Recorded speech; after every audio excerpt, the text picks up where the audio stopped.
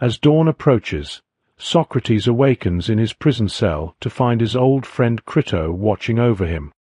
Crito, unable to sleep due to his anxiety over Socrates' impending execution, confesses that he has been there for some time but refrained from waking him. He marvels at Socrates' composure, noting how peacefully he slept despite his dire circumstances.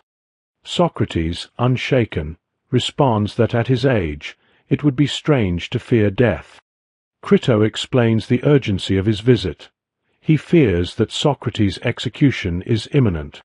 The annual sea mission to Delos, a sacred voyage that temporarily halts executions, has reached Sunium on the Attic mainland and is expected to return to Athens soon.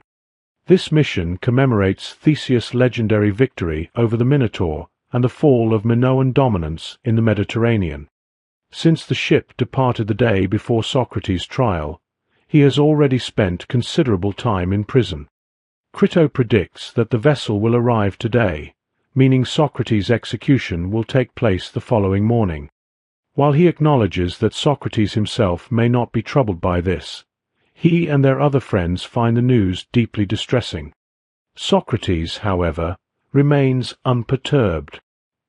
He expresses doubt that the ship will return today, recounting a dream he had the previous night. In the dream, a beautiful woman dressed in white appeared to him, quoting the Iliad, "To the pleasant land of Tyre on the third day thou shalt come." While Crito is puzzled by this vision, Socrates interprets it as a sign that he will not die for another 3 days.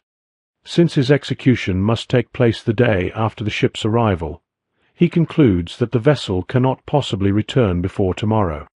Unlike many of Plato's dialogues, Crito lacks a framing device, immersing the reader directly in the conversation with Socrates' first words upon waking. This approach aligns with Plato's earlier works, where Socrates is portrayed in a more historically grounded manner. In later dialogues, where Socrates becomes more of a mouthpiece for Plato's own philosophy, elaborate narrative structures are introduced, often presenting Socrates' words through multiple layers of hearsay. Here, however, we receive Socrates' speech more directly, though it remains important to note that Plato himself is absent, making the account at best second-hand.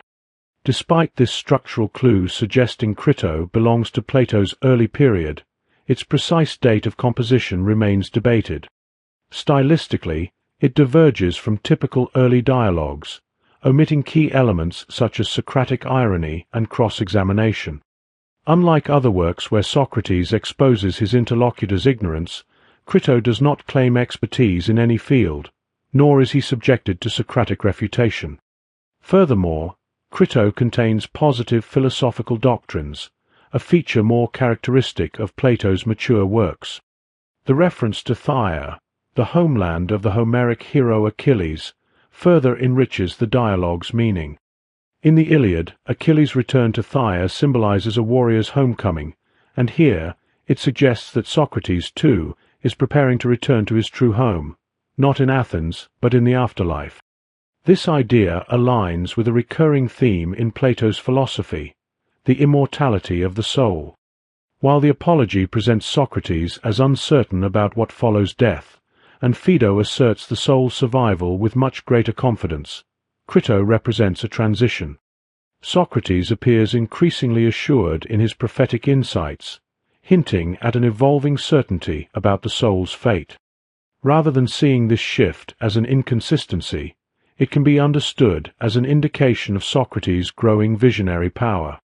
In the Apology, he speaks of a divine voice that warns him against certain actions and claims a special connection to Apollo, the god of prophecy. As his death draws near, this prophetic ability seems to intensify. His dream vision in Crito, predicting the timing of his execution, reinforces this notion. Notably, this revelation comes to him in sleep, an apt parallel to his view of death as a deep, undisturbed slumber.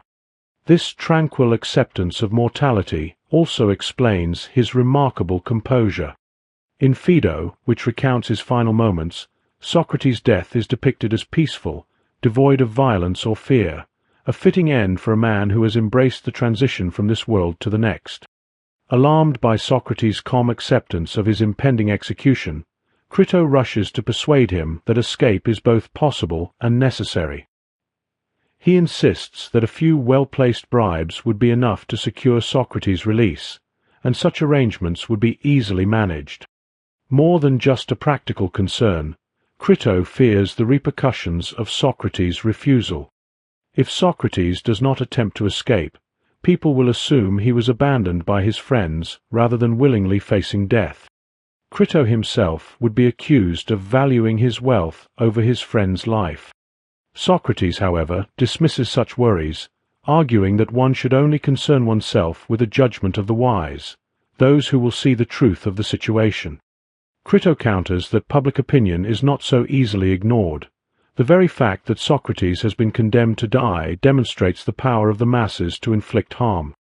Socrates, ever ironic, responds that it is unfortunate the public does not have unlimited power to do harm, because if they did, they would also have the power to do great good.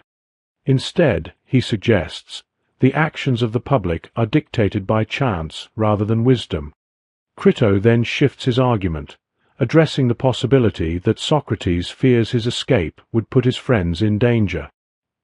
He reassures him that his supporters are more than willing to take any risk necessary to save him.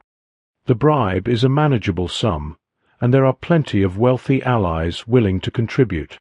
Furthermore, Socrates need not worry about where he would go. Crito has many friends in Thessaly who would welcome and protect him. Beyond the question of feasibility, Crito insists that staying in prison is not just unwise but unjust. By submitting to his enemies' wishes, Socrates is wronging himself, aiding those who seek to destroy him. Worse still, he is abandoning his children before their upbringing is complete. If he allows himself to be executed, his sons will be left without guidance, forced to endure the inferior education typically given to orphans. A man who has dedicated his life to seeking the good, Crito argues, must not willingly leave his children behind.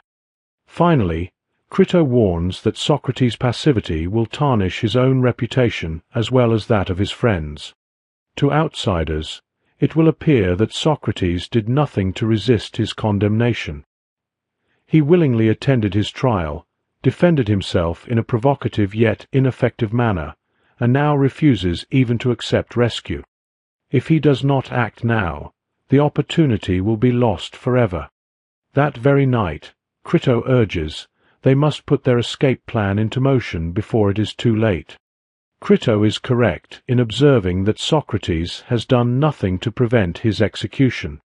In fact, the Athenian authorities likely had no strong desire to put him to death, aiming instead to silence or exile him. Socrates could have avoided the entire ordeal simply by not appearing in court to defend himself. Even when he did stand trial, as seen in the Apology, he made no effort to apologize for his actions. Once convicted, he refused all alternative punishments, prison, exile, or censure, insisting that if he were to live, it must be on his own terms, continuing as he always had. By doing so, he left the jurors with no choice. Either they had to let him go free or execute him. Though they may not have wished to condemn him to death, Socrates' own defiance forced their hand. Now, with the trial over, the authorities would likely prefer that Socrates flee into exile rather than force them to carry out his sentence. His escape would not only satisfy his friends, but also rid the city of an uncomfortable dilemma. Yet it is not Athens' laws or the will of the public that ensures his death. It is Socrates' own unwavering commitment to principle. Many of Crito's arguments are reasonable, even compelling. Most notably, his claim that Socrates is acting unjustly by accepting his execution aligns with Socratic philosophy itself. Socrates famously associates virtue with knowledge and wrongdoing with ignorance, holding that no one knowingly chooses to do evil. His life's mission has been to expose ignorance, guiding people toward wisdom and, by extension, virtue. If he now allows himself to die when he might continue this work, he is not only failing in his duty to the gods, but also depriving others, especially his sons, of the wisdom he could impart. If educating others is his highest purpose, then willingly leaving his children behind to be raised without his guidance is an unjust abandonment. There is also an implicit Socratic logic in the argument that by submitting to his enemy's verdict, Socrates is aiding them in committing wrongdoing. If allowing oneself to be wronged is itself a form of wrongdoing, then his acceptance of death is not merely passive but an act of self-inflicted harm.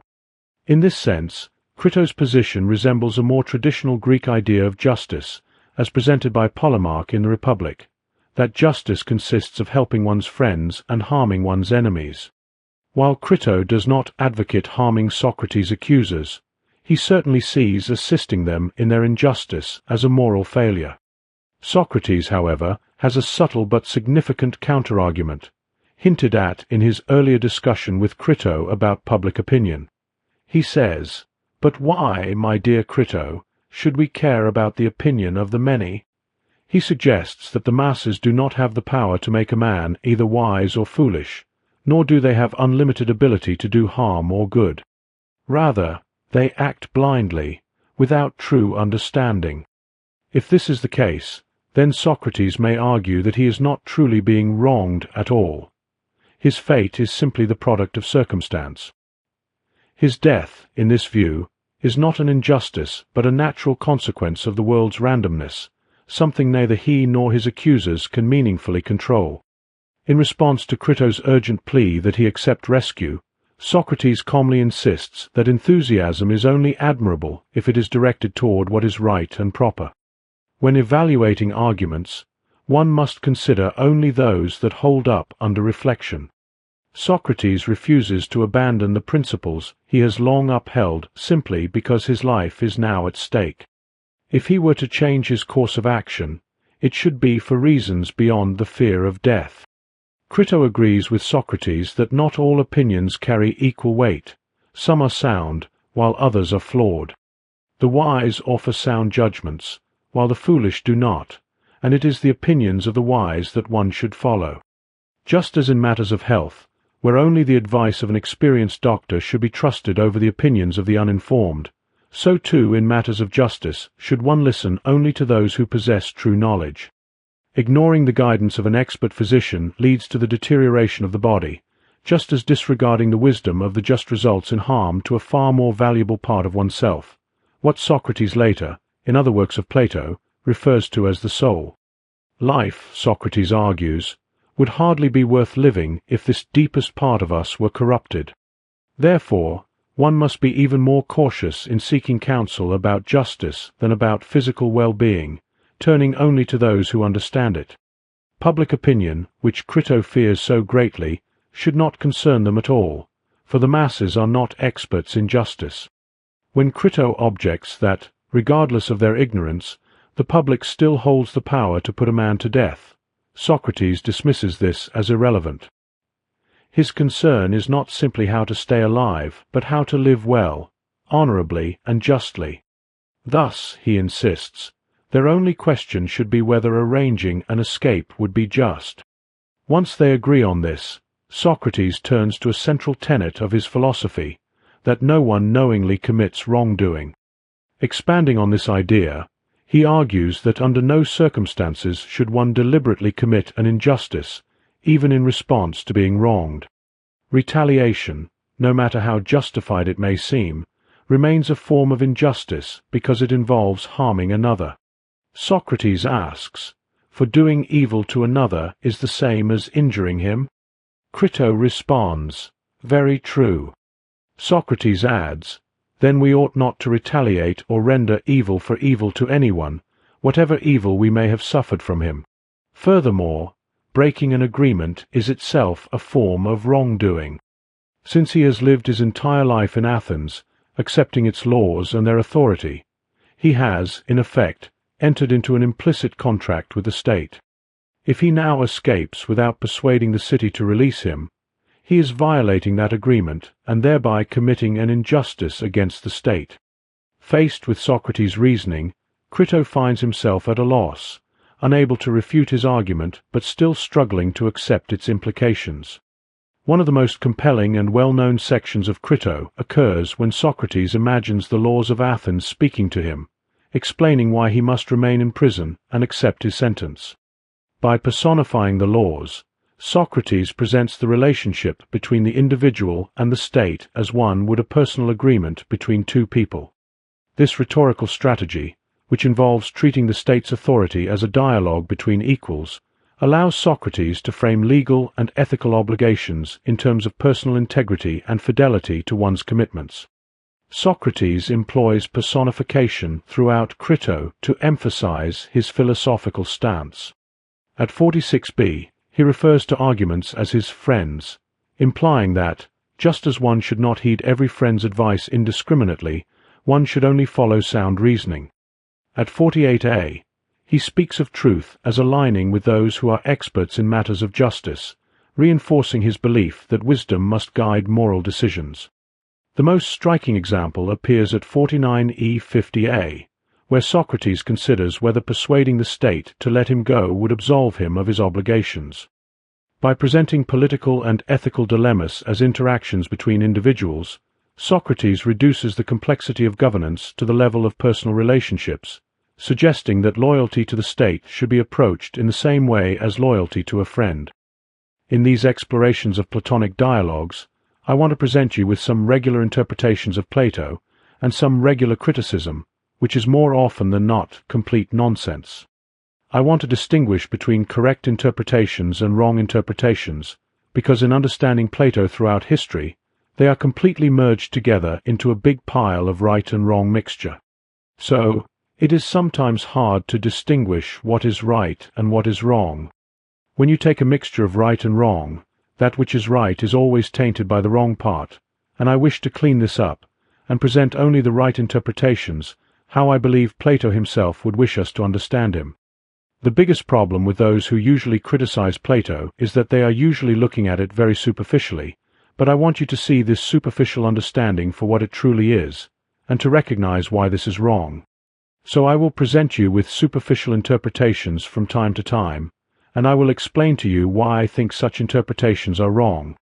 They seem right on first glance, and those who never read Plato have no ability to understand why that is wrong, because it seems right, it is a logical conclusion, but it is nonetheless wrong.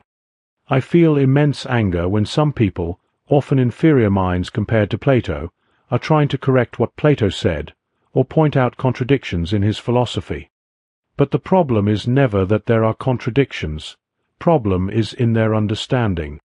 When you truly understand Plato, you can see that there is no contradictions.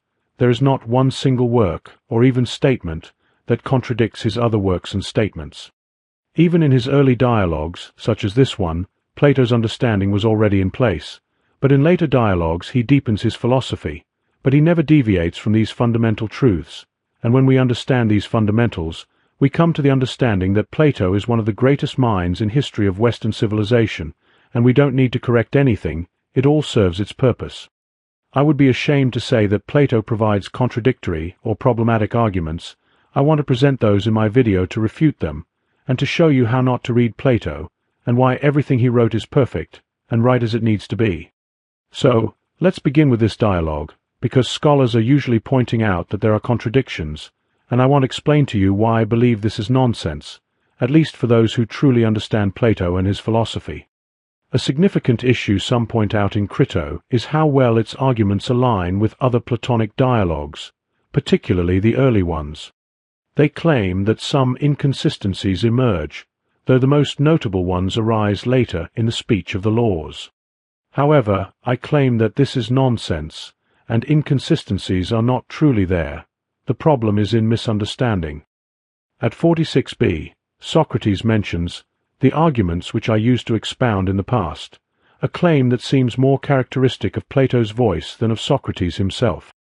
Throughout his life, Socrates professed to have no doctrines of his own, focusing instead on exposing the weaknesses in others' reasoning.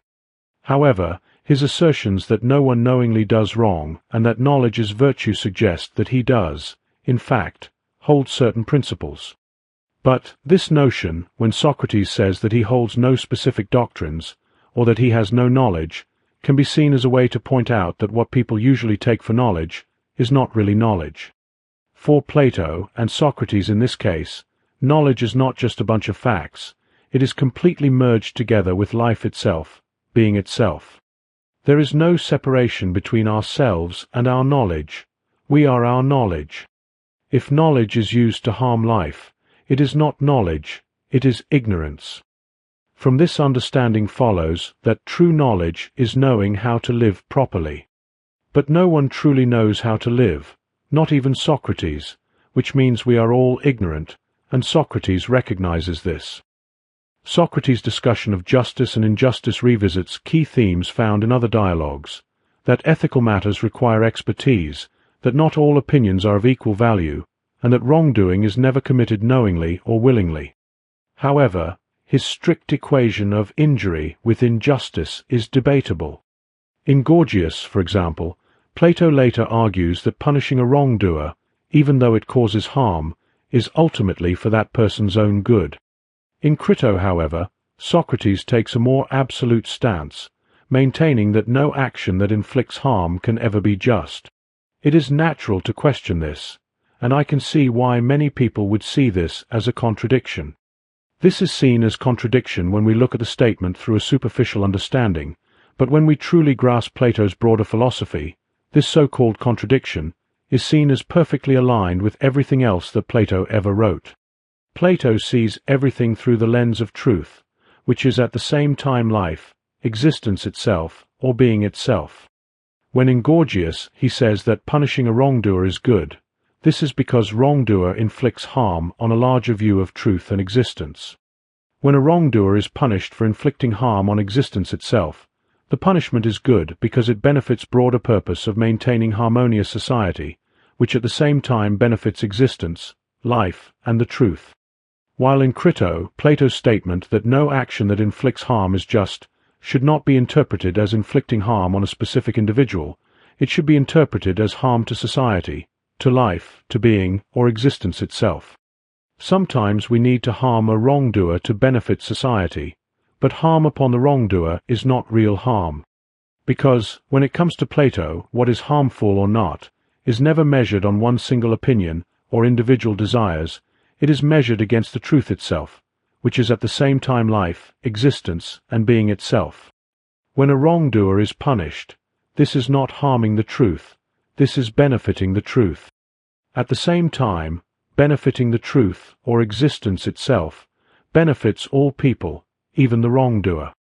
Even when a wrongdoer is punished, this punishment, or harm inflicted upon a wrongdoer, is not something that negatively affects the wrongdoer, because even the wrongdoer benefits from upholding the truth, for benefiting life, existence, and a just society. So, this punishment is benefiting even the wrongdoer, regardless of what the wrongdoer thinks about it. Wrongdoer's opinion is coming from his selfish perspective, but the truth is what it is, and our selfishness will never change what is true and good. Punishing a wrongdoer is just, because his punishment is not something negative. It is good, good for society, good for life, and good for the truth itself. Therefore, it is good even for the wrongdoer, because it benefits the whole, which includes all people, and not just people, but reality itself. I personally believe that to be able to look at all things Plato wrote in this way, we need to understand the meaning of what Plato later called the forms. What Plato means by the forms, what they really are, what purpose they have, and what is their relationship with everything in reality. I couldn't truly understand this for years, and even when I thought I understand it, I now see that I was wrong. Now, at 29 years old, I can see that the truth is unattainable within the limits of human mind.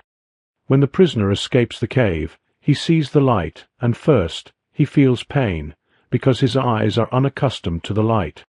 But eventually, as he adapts to the light, at the end, he can even see the sun. But once he saw the sun, he must return to the cave. This return is often interpreted as to show other prisoners the path to true light.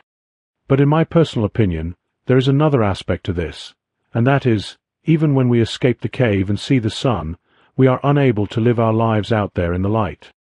We are unable to spend our lives looking at the light all the time, and we must return to the cave, to look at the shadows. Because we are unable to live in light, our true place is among the shadows. But it is enough to understand why this is the case, and from understanding this, everything can be viewed from the standpoint of that which is unattainable, the source of light, the source of everything that is beautiful and good. When it comes to Plato, nothing is accidental, nothing arises from human opinions, everything is ultimately connected to the forms, the ultimate rationality, harmony, and intelligence. To know the forms is to look at everything from a standpoint of truth itself, from the simplest act to the hardest moral dilemmas and nature of reality itself. Everything needs to be seen from the perspective of truth, not opinions, not concepts, not words, but truth itself, reality itself, being itself. I am firmly convinced that only after being able to look at the world from this viewpoint can we truly understand what Plato wanted to say. To clarify his position to Crito, Socrates envisions a dialogue in which the laws of Athens confront and question his desire to escape. The laws argue that if he were to disobey them, he would be undermining not only the legal system but also the very foundation of the state. If individuals were free to disregard laws whenever it suited them, the authority of the laws would collapse, leading to chaos. The stability of the state depends on the consistent application of its laws, regardless of circumstances. Even if Socrates believes the state has wronged him through an unjust verdict, the laws remind him that he had previously agreed to accept the state's judgments. Laws, they assert, cannot be selectively obeyed. They must be accepted as a whole or rejected entirely. The laws further emphasize their role in shaping Socrates' life and identity. They facilitated his parents' marriage, allowing him to be born, and provided for his upbringing and education in music and gymnastics. Tell us what complaint you have to make against us which justifies you in attempting to destroy us and the state. In the first place, did we not bring you into existence? Since you were brought into the world and nurtured and educated by us, can you deny in the first place that you are our child and slave, as your fathers were before you? Because of this, the laws claim a relationship with Socrates akin to that of a father with a son or a master with a servant. In such relationships, the subordinate has no right to retaliate against punishment, let alone destroy the authority figure to protect himself. Taking this idea further, the laws argue that one's duty to the state is even greater than one's duty to family. Just as a citizen should be willing to sacrifice their life in battle for their country, they should also be willing to face death rather than violate the laws that govern society. Therefore, if Socrates wishes to avoid execution, he must convince the laws that their judgment is unjust. Simply fleeing would not only be an act of self-preservation, but also an act of destruction against the very legal order he has long upheld. The decision to present the laws of Athens as a speaking entity in dialogue with Socrates is more than a stylistic choice. It is essential to the argument Socrates puts forth. In ancient Greek thought, justice was understood as a matter of obligations to others. An unjust act was one that harmed another person. Therefore, if Socrates is to claim that escaping prison would be unjust, he must clarify whom he would be wronging. Given the events of the Apology, it is unlikely that Plato or Socrates' followers would suggest that he owed anything to Miletus or the other accusers who condemned him. The only entity he could be accused of harming by escaping is the state itself, along with its laws. However, since injustice can only be committed against a person, Socrates must personify the laws to make his argument convincing. Socrates takes this personification even further by casting the laws in the role of parents. They are responsible for his birth, education, and moral upbringing, reducing his actual parents to mere agents of the laws. This framing reinforces his duty to the state, not as an abstract obligation to an impersonal system, but as a debt owed to nurturing figures who shaped him. The laws, presented as living and suffering beings, would be wounded by his disobedience, making the idea of breaking them far more troubling than simply violating an impersonal legal code. However, this argument is not without its complications. It is evident from the Apology that Socrates' trial was unjust, and that he was wrongly condemned. If he has been wronged, does he not have the right to resist? Some scholars argue that by submitting to an unjust verdict, Socrates is effectively condoning an abuse of the laws, allowing them to be misapplied without challenge. His entire method of elenchus, the Socratic cross-examination designed to expose false beliefs, should apply to all, even the laws themselves. If the laws are mistaken in condemning him, should he not challenge their ruling rather than blindly obey it? One possible counterargument, in Plato's defense, is that the laws do not demand unconditional obedience. Instead, they assert that if one disagrees with them, persuasion, not disobedience, is the proper course of action. If Socrates can convince the laws that they are mistaken, then leaving prison would not be unjust. But this presents a deeper difficulty. How does one persuade the laws without persuading the human officials who enforce them? In the Apology, Socrates failed to convince his accusers of his innocence, and they used the laws to justify his execution. If the laws are inseparable from the flawed humans who apply them, then Socrates' condemnation is not merely the fault of his accusers, but also of the laws themselves. In this light, Plato's personification of the laws raises fundamental questions about justice, authority, and the true nature of obedience. This is truly a complicated question: why Socrates continues to abide by the laws, even if they are misapplied. I spent a lot of time thinking about this issue, and by the end of the video, I will try to give my opinion on what could be the possible answer. Socrates continues the argument of the laws of Athens by invoking a form of social contract between the state and its citizens. The laws, as he has already suggested, have given him life, raised and educated him, and provided for his well-being alongside his fellow Athenians. These benefits are granted to all citizens from birth, even before they are capable of independent thought.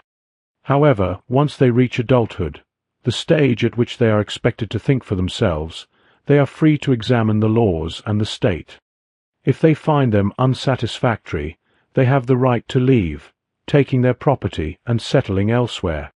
However, those who choose to remain in Athens implicitly accept the authority of its laws.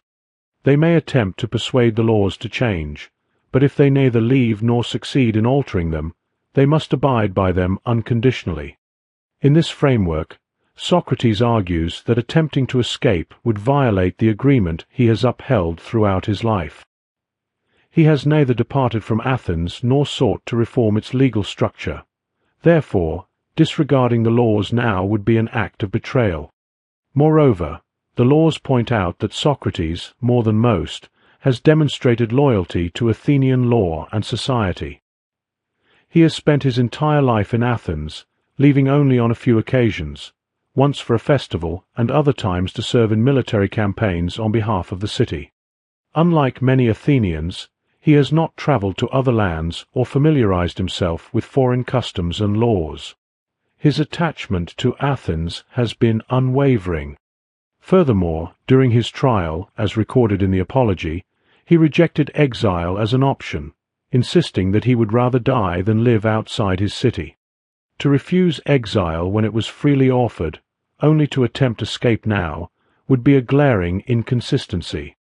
The laws ultimately conclude that Socrates has no justification for breaking them.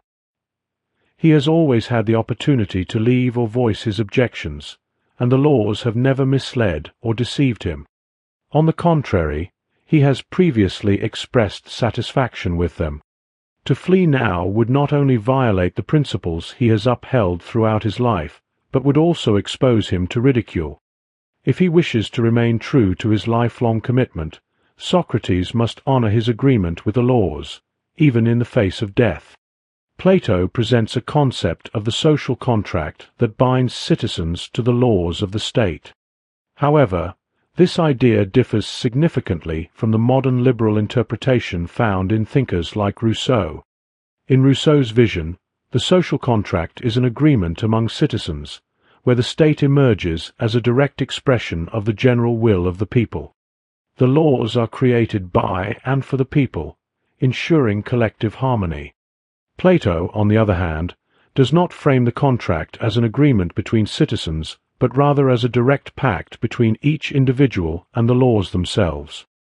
The reason for this, in my opinion, is because in Plato's philosophy, laws are not mere inventions or abstractions. They are a part of us just as our own arms or legs. They are expression of our very being, and to oppose the laws is to oppose your very being, the being of humanity itself. A key element of Plato's argument is the personification of the laws. By treating them as living entities, he establishes the possibility of a binding relationship between the laws and the people. This distinction underscores a fundamental difference between his view and Rousseau's. While Rousseau sees the laws as abstract constructs shaped by the will of the people, Plato treats them as real, authoritative entities, an idea that aligns with his theory of forms. According to Plato's social contract, once a citizen reaches the age of maturity, he must decide whether he finds the laws acceptable. If not, he is free to leave the city. In Athens, this age was set at 17, when young men underwent a formal examination to confirm their citizenship. By choosing to remain, they explicitly agree to obey the laws, making any future disobedience a breach of this agreement. However, Plato's depiction of the laws presents them as strict and authoritative, demanding obedience rather than fostering participatory governance. If the laws are analogous to parental figures, they are not nurturing or permissive, but commanding and expectant. Though they can be persuaded to change, the relationship remains one of submission. This portrayal contrasts sharply with the Athenian pride in democracy, where laws and justice were determined by the majority. Instead, Plato's vision of the state resembles an enlightened dictatorship, one in which the people do not create the laws but live under their benevolent authority. This perspective aligns more closely with the ideal state described in the Republic than with the historical reality of democratic Athens. However, this is a superficial interpretation, and this is where understanding of the forms comes into discussion. Some people will argue that Plato did not develop his idea of the forms at the point of writing this dialogue, and I would agree. I am just using the idea to interpret his view of the laws in this dialogue. In my opinion, it is clear that at this point of his life, Plato already had a specific way of looking at reality, which, in his later dialogues, he articulates in his metaphysical system. This is a complicated dialogue, and I couldn't understand it any differently than through the interpretation of Platonic idealism that I believe was already part of his worldview at the point of writing Crito. Plato's philosophy envisions reality as a single, harmonious whole, where everything is interconnected and dependent on everything else. The forms, or Platonic ideas, are not separate from reality, but are its very foundation. They do not exist in another realm. They are the structure through which reality unfolds. Imagine existence as a vast, all-encompassing whole that contains everything within itself. Just as we are expressions of existence, so too are our desires, thoughts, and the natural forces around us. These forces have authority over us. When the rain falls, we cannot command it to stop. It influences us, not the other way around. In the same way, laws are an expression of existence itself, possessing an authority that does not stem from human invention, but from the deeper structure of reality. Yes, we create laws, but the very thoughts that lead us to create them come from somewhere. Our minds, our reasoning, our very capacity to legislate, these are all expressions of the same existence that gives rise to everything. Even existence itself must have come from somewhere. Laws, therefore, are not arbitrary constructs but natural outgrowths of reality, just like the rain, the wind, or the movement of the stars. This is why the idea that Plato saw laws as separate entities in some higher realm is a misinterpretation. He never suggests that laws are external forces ruling over us from another dimension. The forms are not distant, abstract entities. They are the fundamental patterns through which all things manifest. They do not exist in the way physical objects do, Rather, they enable existence itself. They unfold as nature, planets, mountains, humans, thoughts, language, and crucially, laws. Everything is a manifestation of these fundamental patterns, and everything is in perfect harmony. This harmony is pure intellect, not in the sense of a thinking subject, but as an intelligence that already knows all things and simply acts. It does not need to rationalize. It is pure rationality itself, the highest good. It is nous, the cosmic mind, the ordering principle of reality.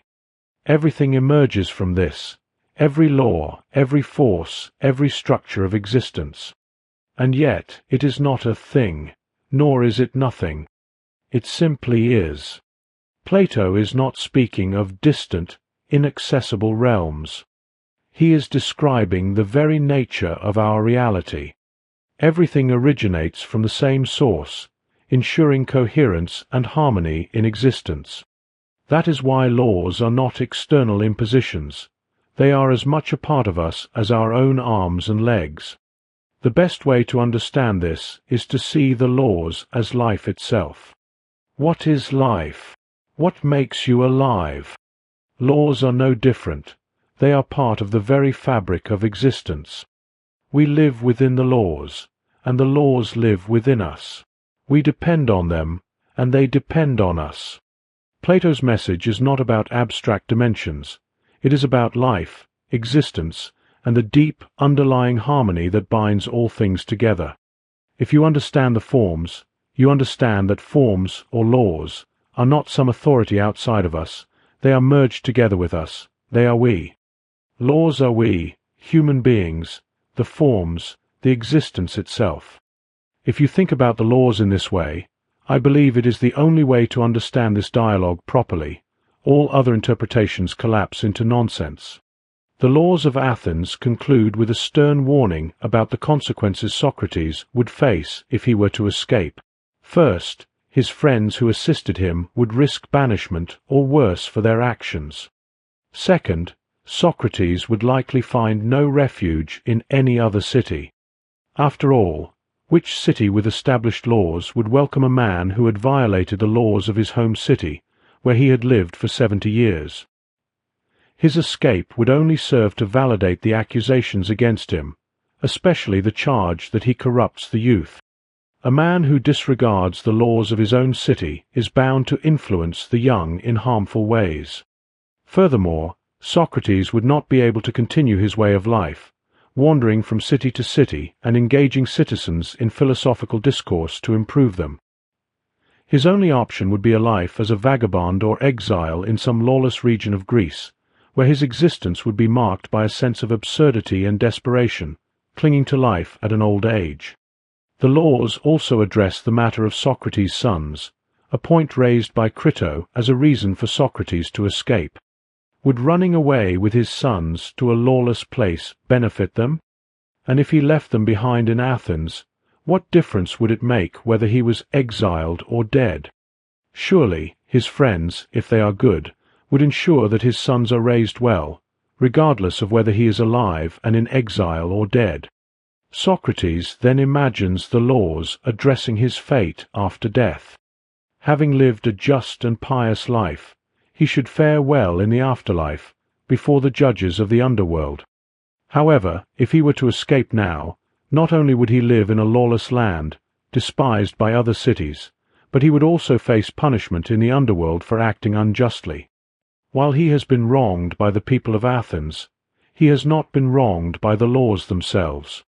In his death, he will be a victim who lived justly and was unjustly condemned. But if he escapes, acting against the laws, he would be returning injustice for injustice, and the laws of Hades would punish him accordingly. Socrates claims that the voice of the laws of Athens has clearly persuaded him to stay. Crito, upon hearing Socrates' reasoning, accepts his words and makes no further attempt to convince him to leave. If we were not convinced by the law's appeal to justice, their prediction of Socrates' potential life in exile remains compelling. Socrates is very clear in the Apology about the importance of his way of life. His famous declaration, "The unexamined life is not worth living," suggests that life gains meaning only through philosophical inquiry, questioning oneself and others. Should he flee Athens and live in a lawless land, all the reasons for which he values life would vanish. Consistency is another key virtue for Socrates. He has already chosen to face death rather than live inconsistently with his principles. To flee now would be to abandon his consistency and render a mockery of his entire life's work. Socrates' discussion of the afterlife, however, raises some puzzling questions. As he nears death, he seems to grow more confident about the nature of the afterlife, which contrasts with his earlier claim in the Apology that no one can know what happens after death. What is particularly curious is his distinction between the people who have accused and sentenced him and the laws by which they sentenced him. Plato wishes to argue that the laws themselves are just, but the people who carry out the laws are unjust. The reason Socrates must remain in prison, according to the laws, is to show respect for the laws themselves, not for the people who have sentenced him. Plato seems intent on placing the blame for Socrates' imprisonment and execution on the people, casting him as a victim wronged by the people. But if the people are the ones who punish Socrates, why would it be the laws that are harmed if he escapes? If the laws would be destroyed by his escape, it would imply that his imprisonment is tied to the laws themselves. If his imprisonment is unjust, and if that imprisonment follows the laws, then it seems the laws themselves are unjust and should be broken. Plato is attempting to distinguish between the laws and the people who enforce them, one reason for his personification of the laws as a voice separate from any individual or group. But a deeper look at Plato's argument reveals a contradiction.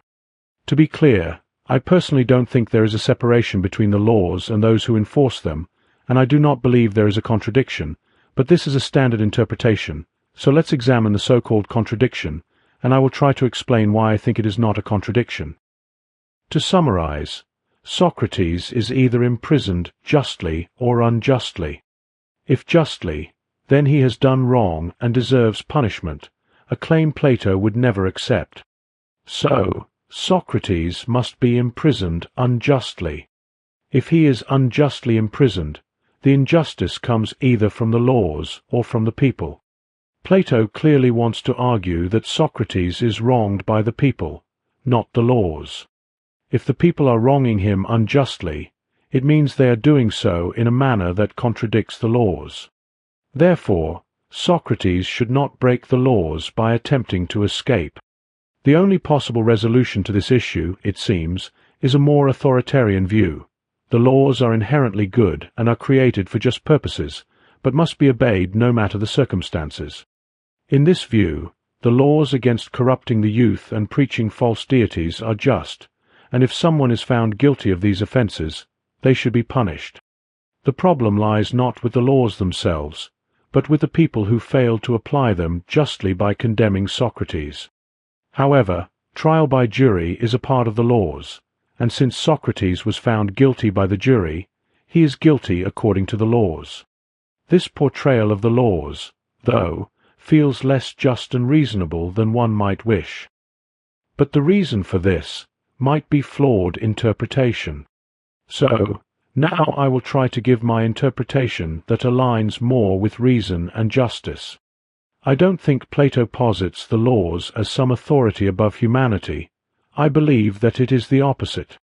The laws are completely merged with humanity. They are expressions of our very being, and just like everything else, expression of the forms, of the good and beautiful. They are expressions of the ultimate harmony and goodness, and so are we. Everything is in sync, and nothing is above or below. Everything is merged, everything is united in harmony. Laws hold authority over us not because they are above us, but exactly because they are us, merged with us. They are within us, within our souls. Our understanding is not separate from our life and existence. It is the essence of being itself. From this perspective, I suspect that Plato saw the laws in the same way. Laws, although crafted by humans, are not merely a product of social convention. They are intertwined with the very fabric of existence. Our laws, in a deep sense, are expressions of life itself, inseparable from our being. Therefore, when Socrates is condemned by the laws, he is not simply condemned by a group of individuals. He is condemned by being itself, by life, by reality. In this sense, to obey the laws is to obey life itself. Life is inherently good, and to go against it is always harmful. This is why Socrates claims that ignorance is evil, not because mere knowledge would grant us the ability to discern good from evil, but because evil is that which contradicts being itself, which is simultaneously reality, truth, and life. If existence is the truth, then any knowledge that harms life is not truly knowledge, but ignorance. Knowledge that goes against truth cannot be called knowledge at all. Thus, Socrates obeys the laws because, in doing so, he is not merely following human rules but aligning himself with existence, with truth. To go against the laws would be to oppose the truth, to act in ignorance, and to disrupt the harmony of being. While it's true that Socrates was wrongfully condemned due to the misapplication of the laws, to resist the laws would mean going against the very truth, against existence itself. By obeying the laws, Socrates never turns against the truth. He follows it, even to the point of death. It may seem paradoxical to suggest that Plato believes a wrongly convicted man's death does not harm life or truth. But that is precisely the point. Socrates does not want to harm life by opposing the truth, even if it means his own death. In this way, Socrates remains by his statement that he is ignorant, and he can't escape, because he has no knowledge that would convince him it is just. Because his escape, at the end, inevitably risks more harm than good, which is at the same time the opposition to life and truth. This is why throughout the entire dialogue, Socrates grapples with all those negative consequences of escape. He would harm himself, his family and children, they would be exiled and prosecuted. Socrates says, "And will life be worth having if that higher part of man be destroyed, which is improved by justice and depraved by injustice? Which isn't worth it, as he is already an old man, which he states clearly at the beginning."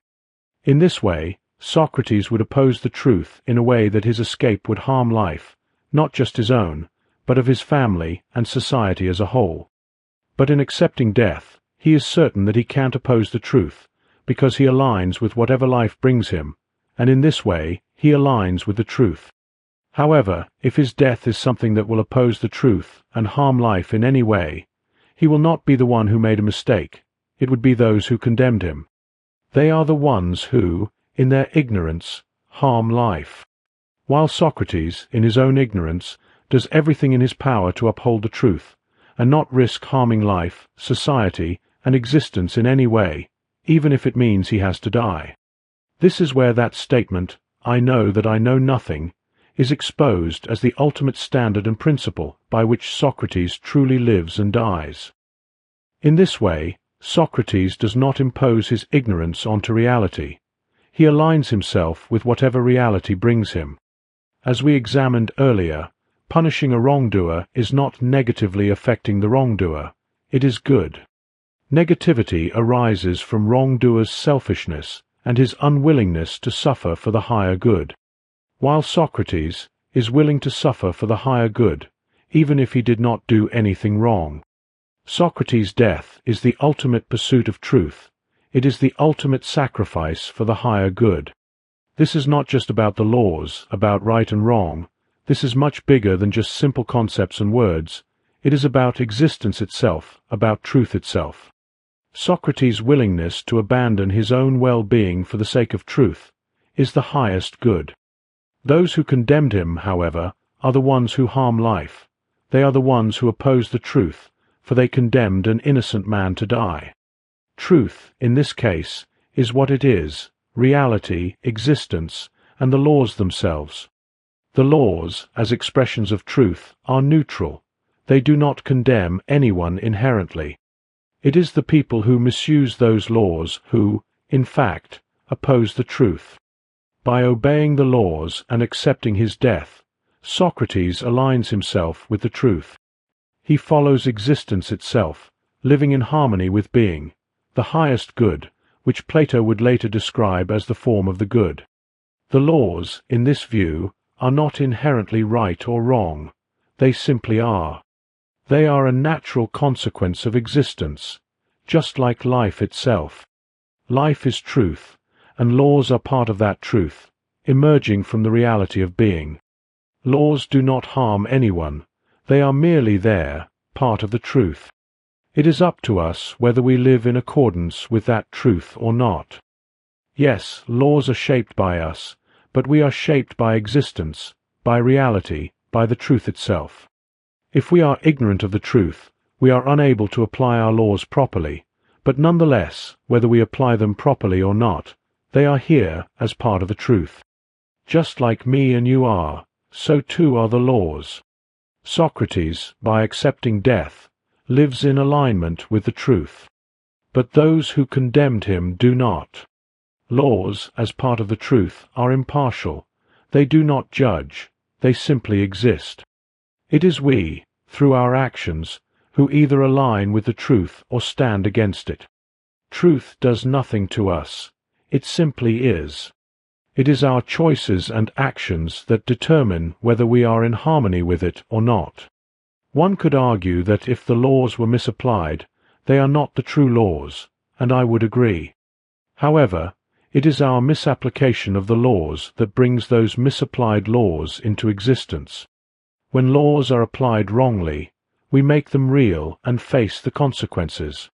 This is another example of what Socrates repeatedly teaches. Ignorance leads to evil. This broader explanation aligns with my understanding of Plato's philosophy. In the context of this dialogue, it explains why Socrates obeys the laws, even when it may not seem just.